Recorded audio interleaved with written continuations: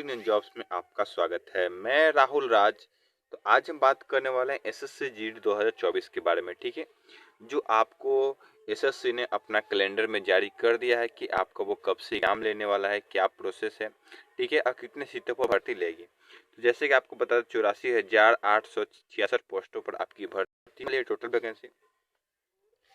तो इसमें हम बात करने वाले हैं आपको सबसे इम्पोर्टेंट किस किस को एज में छूट मिलेगा, मतलब आयु में छूट मिलेगा, किसको क्या मिलेगा, एक डिटेल्स बात करेंगे। ठीक है, अभी मैंने आपको ओनली फॉर इसमें छूट की बात करूंगा और इसकी डिटेल्स भी बताऊंगा। जो आपको 24 नवंबर से रजिस्ट्रेशन के लिए आपको एसएससी जीडी ने अपना कैलेंडर में जारी कर दिया है। कब से क्या एग्जाम है, एक एक डिटेल्स बात करेंगे। लेकिन आगे आने वाले वीडियो में आपको ये भी बताने वाला है कि किस राज्य का आपका सबसे कम हाइट वाले को सिलेक्शन किया जाता है, किसका चेस्ट में छूट मिलता है, किसका हाइट में छूट मिलता है, किस कैटेगरी भाई, एक एक डिटेल्स बात करेंगे हर एक चीज में। तो अभी तो फिलहाल बात करने वाले हैं इसके डिटेल्स की ओर। कहीं भी डाउट हो कमेंट सेक्शन आपके लिए खुला है। तो चलिए डिटेल्स की ओर चलते हैं, आपको डिस्प्ले पर ले चलते हैं और हम बात करने वाले हैं एक एक डिटेल्स की ओर।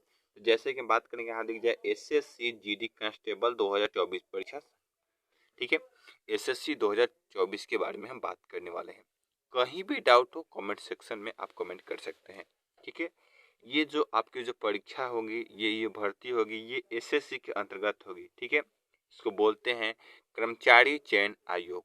ठीक है, हम बात करने वाले हैं कांस्टेबल जीडी यानी समान ड्यूटी। जीडी का मतलब जनरल ड्यूटी यानी सामान्य ड्यूटी के बारे में मैं एक एक चीज इंग्लिश और हिंदी दोनों में लैंग्वेज में बात करने वाला हूँ। ठीक है, और ये आपका किस किस पोस्टों पर भर्ती होगी, आपका BSF, CRPF, CISF, ITBP, SSB और असम राइफल एआर। ठीक है, इतने पदों पर आपकी भर्ती होने वाली है। टोटल पोस्ट मैंने आपको पहले ही बता दिया है, 84,866 पदों पर आपकी भर्ती होगी। ये आपकी जो सरकारी नौकरी है एकदम परमानेंट। ठीक है, ये 60 सालों की नौकरी होती है।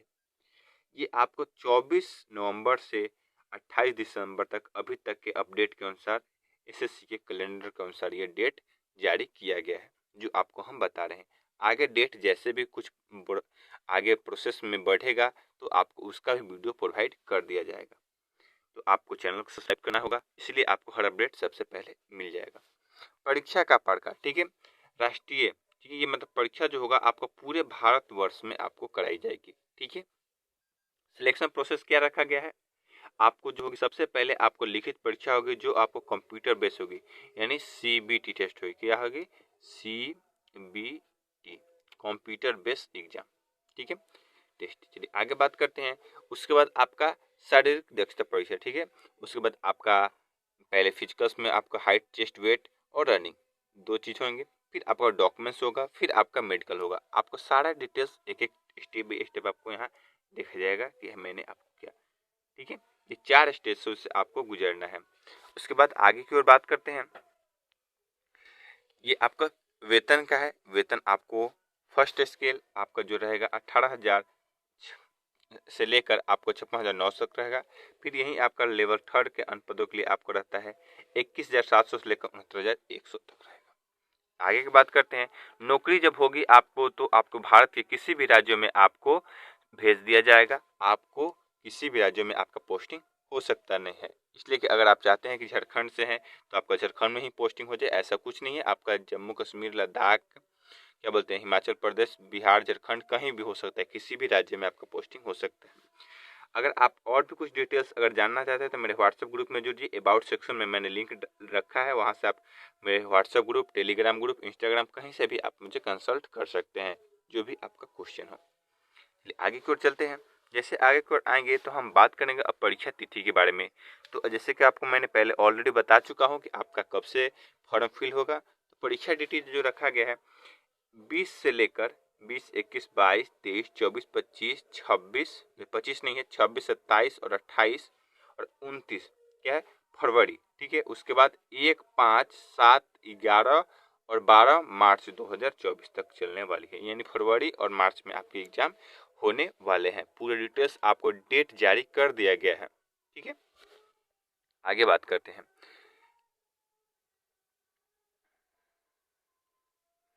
देखिए, जो एसएससी ने अपना कैलेंडर जारी किया था उस कैलेंडर के अंतर्गत आपको यहाँ दिख जाएगा।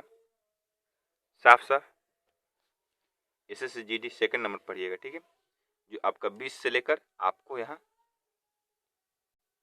24 मार्च तक है, ठीक है, 12 मार्च 2024 तक है, यहाँ फरवरी तक है, फरवरी, यानी आपको जो डेट एग्जाम डेट SSC पहले ऑलरेडी जारी कर दे। SSC बहुत अब फास्ट हो चुका है, आपका कैलेंडर के अनुसार आपका ये सिलेक्शन कर रहा है। मैंने आपको ऑलरेडी बता दिया है कि आपका जो होगा 24 नवंबर से एग्जाम मतलब फॉर्म रजिस्ट्रेशन होना शुरू हो जाएगा और 28 दिसंबर 2023 तक चलने वाला है, ठीक है। इसके बाद भी अगर कहीं डाउट आ रहा है ज़रूर कमेंट करें, अगर डेट बढ़ता है तो फिर से आपको एक नया नोटिस जारी किया जाएगा। चलिए यही डेट ऊपर भी है। अब मैं आपको बता दूं, अगर आप 28 तारीख को ही फॉर्म फिल करते हैं तो आपका पेमेंट अगर नहीं सक्सेसफुल होता है तो आपके लिए 29 दिसंबर 2023 तक रहने वाला है। एग्जाम डेट आपको यहाँ दिख जाएगा, एग्जाम डेट मैंने फिर से बता दिया है। अब बात करते हैं किस किस सेक्शन में कितना पोस्ट रखा गया है, यानी BSF में कितना है, CRPF में कितना है, ITBP में कितना है, आपको यहाँ साफ साफ दिख जाएगा। तो यहाँ बात कर ले सबसे पहले BSF के लिए, जो आपको 19,987 पोस्टों पर आपकी ये भर्ती होने वाली है। CRPF की बात कर ले, आपको 19,475 पदों पर ये आपकी भर्ती होने वाली है। यहीं CISF की बात कर ले, CRPF की सॉरी ऊपर CISF था, CRPF की बात कर ले तो आपका 29,283 पोस्टों पर आपकी भर्ती होने वाली है। और यहीं SSB की बात कर ले 8,273 पोस्टों पर आपकी भर्ती होने वाली है। नेक्स्ट आगे की ओर चलते हैं। अब ITBP की बात कर ले और असम राइफल की बात कर ले तो ITBP की आपको दिख जाएगा यहाँ 4,142 पोस्टों पर होने वाली है और असम राइफल पर आपका 3,706 पोस्टों पर आपकी भर्ती, टोटल आपको कुल पोस्टों पर जो भर्ती होने वाली है 84,866 पोस्टों पर आपको ये भर्ती होने वाली है।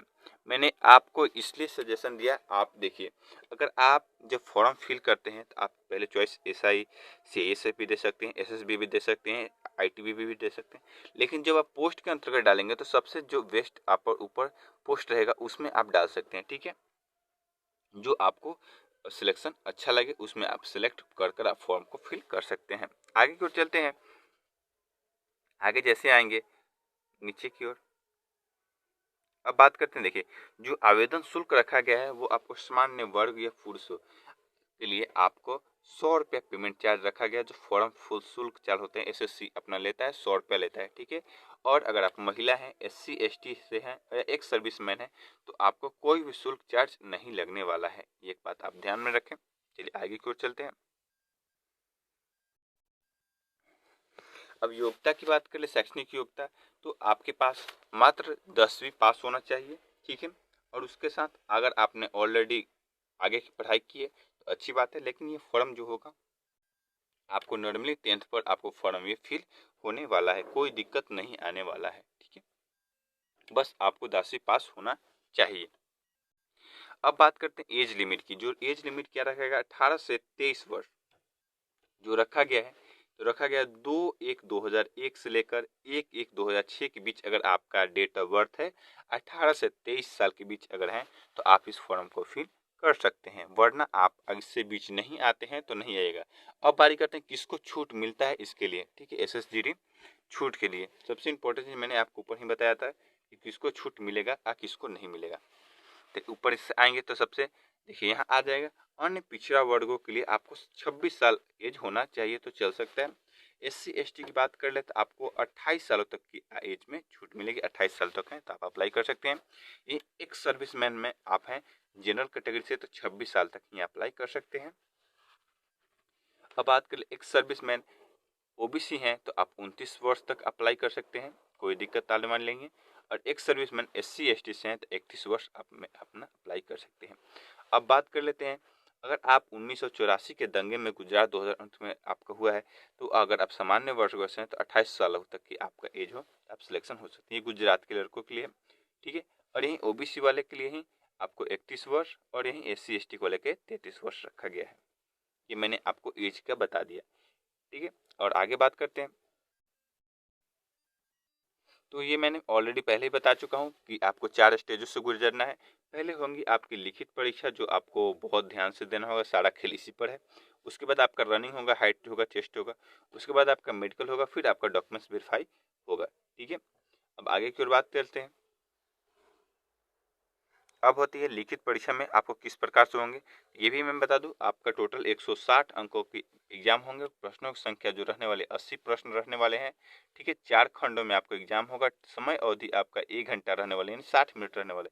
और साफ साफ बता दूं, ये निगेटिव मार्किंग आपको रहेगा, कंपल्सरी है आपका निगेटिव मार्किंग, ठीक है। आगे की ओर चलते हैं। अब बताते हैं किसमें कितना क्वेश्चन रहेंगे और कितना आपको समय रहेगा। जैसे रीजनिंग से जो क्वेश्चन रहने वाले हैं, टोटल 20 प्रश्न रहेंगे और आपको समय अवधि रहेगा 1 घंटा। और क्वेश्चन की जो अंक होंगे आपको 40 अंक होंगे, यानी एक क्वेश्चन 2 मार्क्स के रहने वाले हैं।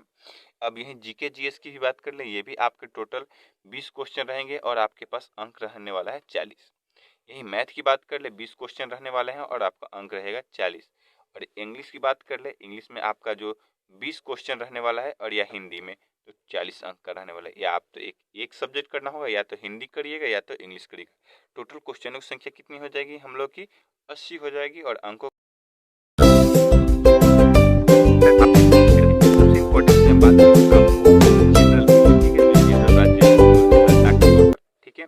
तो 24 मिनट में आपको 5 मीटर की दौड़ होगी पुरुष वर्गों के लिए, और यही महिलाओं के लिए आपको 8.5 मिनट में 1600 मीटर की रनिंग को क्वालिफाई करना है, ठीक है। यही लद्दाख क्षेत्र से है तो आपको 6.5 मिनट में 1600 मीटर की आपको रनिंग क्वालिफाई करनी है, और महिलाओं के लिए आपको 4 मिनट में 800 मीटर की रनिंग क्वालिफाई करनी है लद्दाख क्षेत्रों के लिए, ठीक है। आगे की ओर चलते हैं।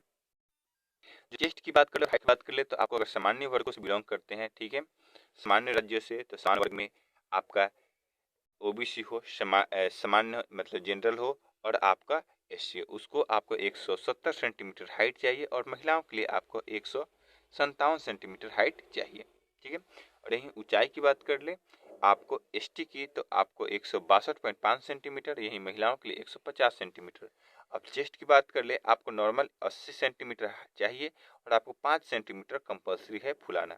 ये चेस्ट की बात कर ले आपको, तो एसटी का तो 76 आपका चेस्ट चाहिए, और 5 सेंटीमीटर फुलाना पड़ेगा। और अब बात कर ले इसमें सबसे इम्पोर्टेंट चीज जो आपको सबसे बताने वाला हूँ। अब बात करने वाले हैं हम आपको यहाँ, जो अगर पहाड़ी हिल एरिया से बिलोंग करते हैं, पहाड़ी क्षेत्रों से, अनुसूचित जनजाति से, उत्तरी पूर्वी राज्यों से अगर आप बिलोंग करते हैं, जिनको जो छूट मिलता है वो आपको जरूर मिलने वाला है। ऐसा कुछ नहीं कि आपको छूट नहीं मिलेगा। जो आप हाइट में छूट चाहते हैं उसका आप सर्टिफिकेट बनाए हैं तो आपको जरूर मिलेगा। यही महिलाओं की बात कर ले आपको भी यहाँ छूट मिलने वाली है। छूट आपको जो अच्छी तरीके से मैं बता दूं, आपको हाइट में कंपल्सरी छूट मिलती है, और चेस्ट में भी आप लोग का मिलता है। इस पर एक मैंने अलग वीडियो भी प्रोवाइड कर दूंगा, जिसमें किसको हाइट में छूट और कितना वेट में छूट मिलता है, ठीक है, आपको लिए। तो फ्रेंड आज के लिए इतना ही। जब तक के लिए जय हिंद दोस्तों, वंदे मातरम। कहीं भी डाउट हो कमेंट सेक्शन आपके लिए खुला, जल्द से जल्द कमेंट करो। जब तक के लिए जय हिंद दोस्तों, वंदे मातरम।